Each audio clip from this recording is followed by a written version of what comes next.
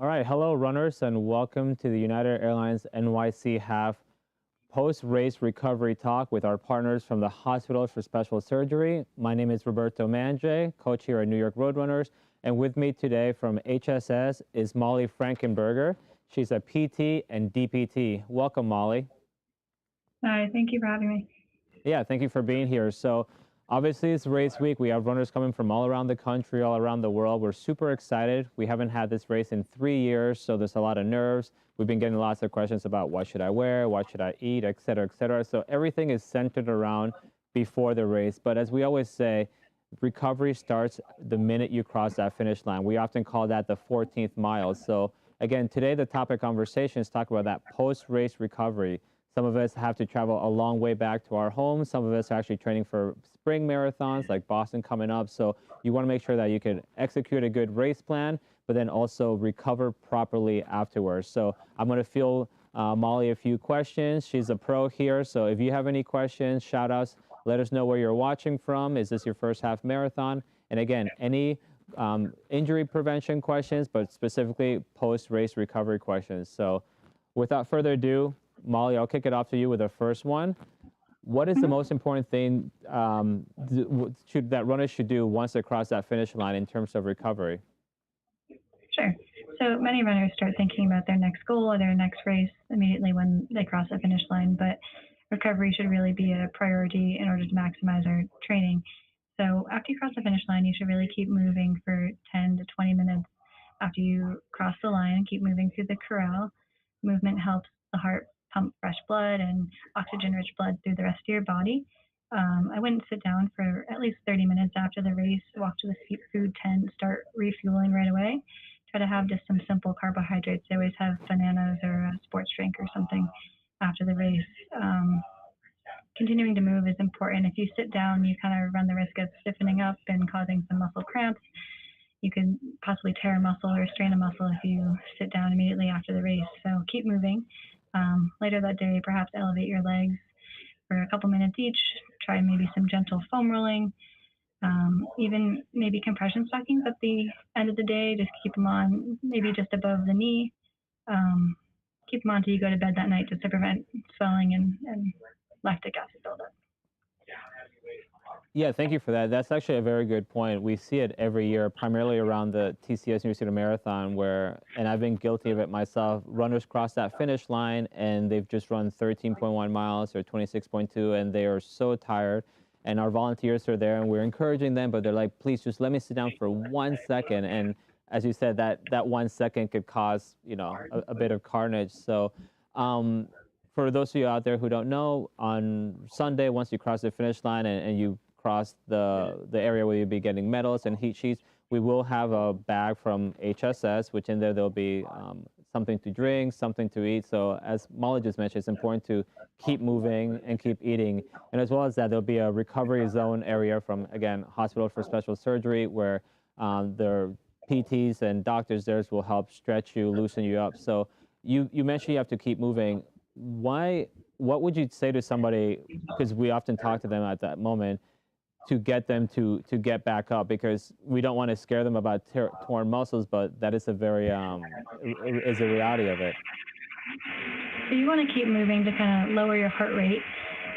You also don't want to stop suddenly because all the blood will pool to your legs, and you could have a sudden drop in your blood pressure that could cause runners to get dizzy and possibly faint. So you don't want to scare anybody, but you also want to encourage them to keep moving because there could just be negative side effects of stopping too abruptly. Excellent. So again, you cross that finish line, you're super excited, you're following Molly's advice, which you definitely should. You're continuing to move, but also there's that euphoria, that adrenaline where some people just don't feel tired, they don't feel sore, but they will be, if not right away, at least later on. So for you, Molly, what are some feelings runners could expect to experience in the minutes, hours, and even days after completing the United Airlines NYC half?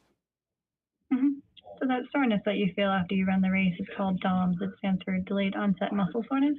And it can occur anywhere from 24 to 72 hours after the race. And that's just the general heavy legs and sore muscles, stiff feeling.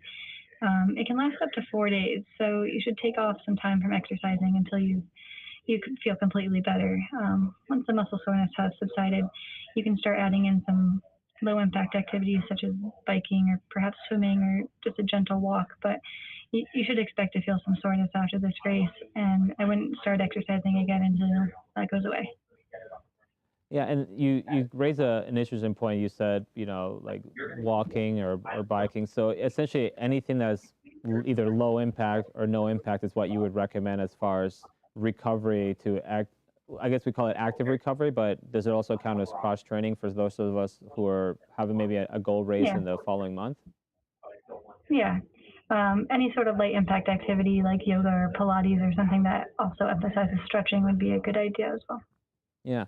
And then one question we often get, especially as coaches here, is soreness, which you mentioned, and we should expect to feel it after Sunday's race. But there's also pain. So can you maybe help us understand the difference or how to identify pain versus soreness? During the race, we might feel pain because we're running hard. Afterwards, we might feel Mhm. soreness. But then in the next few days, you mentioned DOMS. But so how can people kind of differentiate? So hopefully all the runners have trained very hard for this race. They know their bodies just based on the weeks of training that they've gone through. You should know the difference between soreness and pain. If you're experiencing any sharp pains or anything that feels out of the ordinary from what you felt during your training, it's better to take off a week of downtime, let the body recover, than be out weeks due to an injury. So just listen to your body.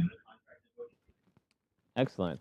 And then recovery, as we said, starts, the moment you cross that finish line, and we're all going to be coming in with different fitness, and some of us will be walking across the street to our apartment. Some of us will have flights to catch. Some of us have long drives. So depending on obviously your travel back, how would you recommend runners start that recovery process in the next maybe hour or so after the race?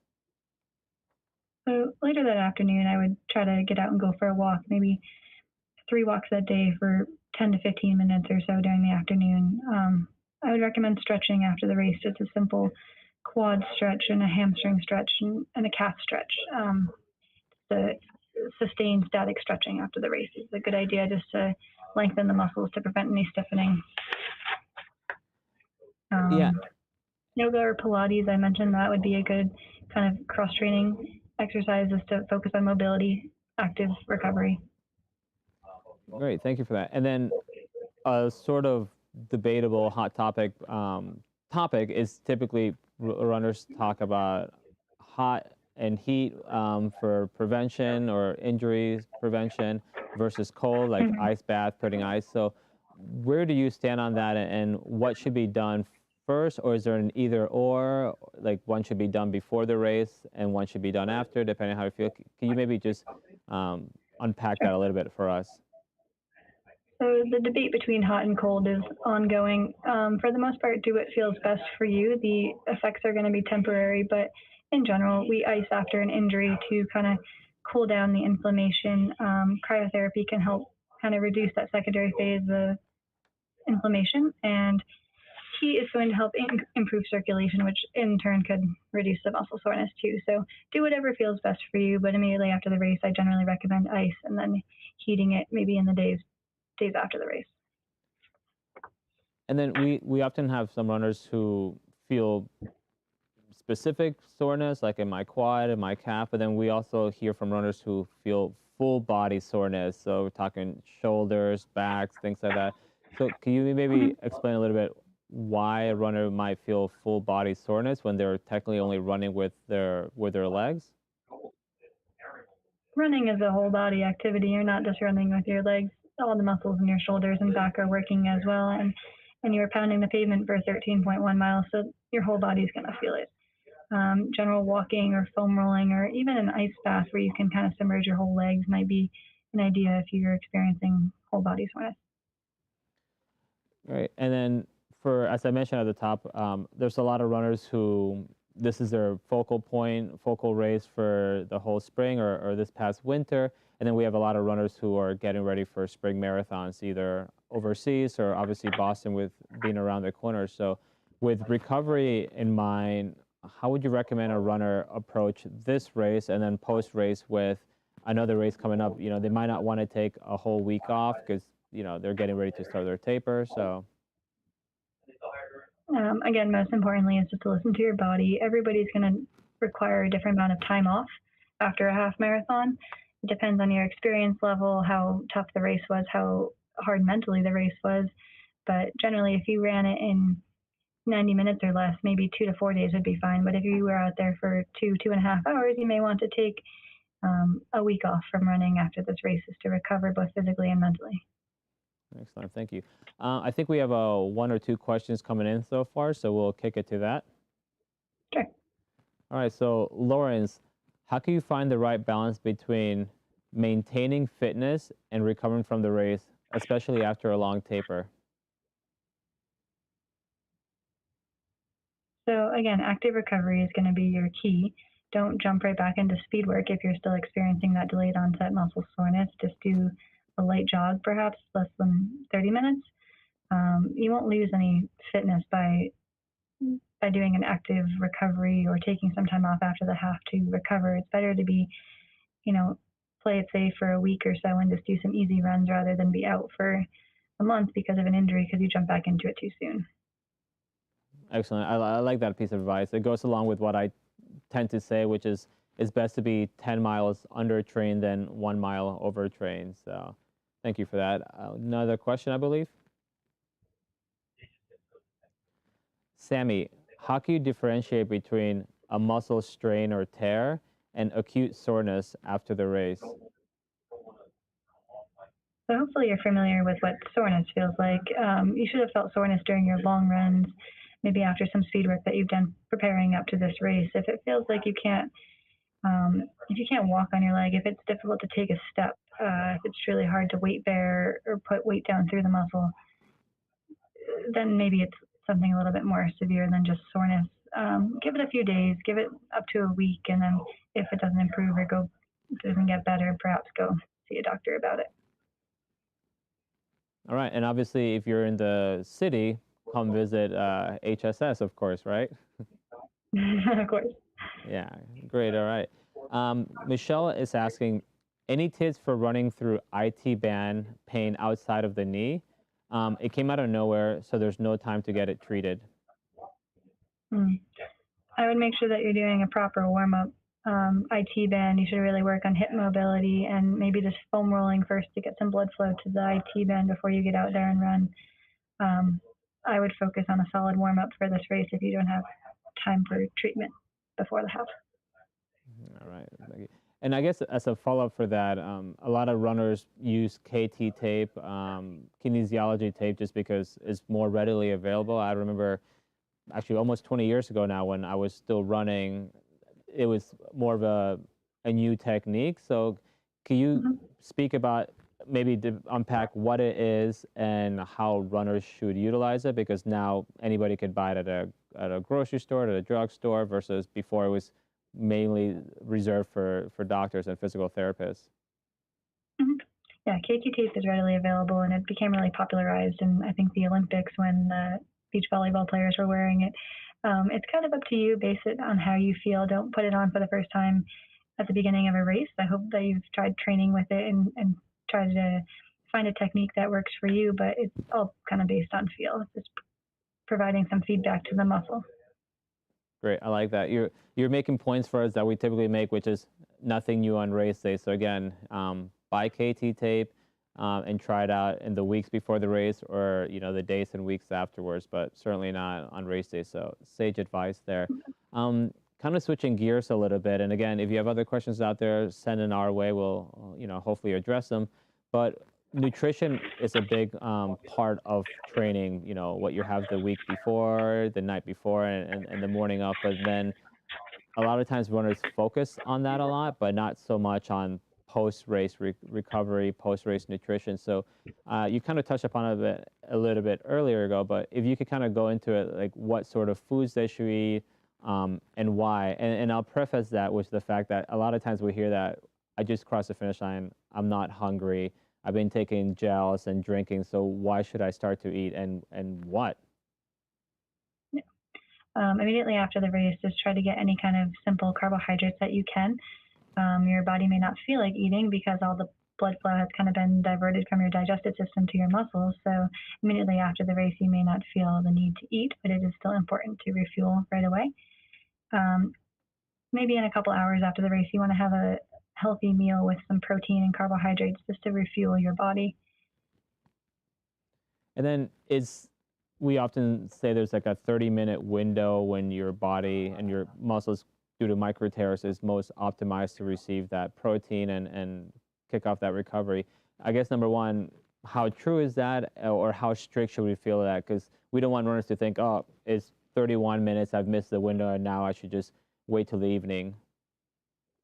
No, it's still important to eat a healthy meal after the race, even if it's 32 minutes after you've finished.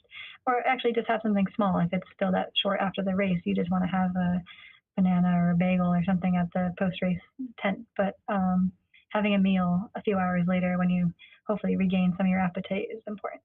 Okay, it's good to know because, as you know, and you're a fellow runner, sometimes us runners are so tied to that clock. We have our GPS devices. We have to know every mile split. So it's like, if I don't eat within 30 minutes, then all is lost. So good to know that you should eat a little bit, and it's okay to be 33 minutes after the race. So I believe we have another couple questions coming in. Belissa, what can I do to avoid numbness in my legs while running? It only happens from time to time. I would get that checked out by a doctor. Numbness is not a usual side effect of running, so that could be coming from elsewhere. I would get it checked out from your physician or orthopedist. All right, thank you. Next question. Ricardo, how can I improve my breathing while running? I would focus on belly breathing, so working on breathing into like your stomach rather than just the top of your ribs.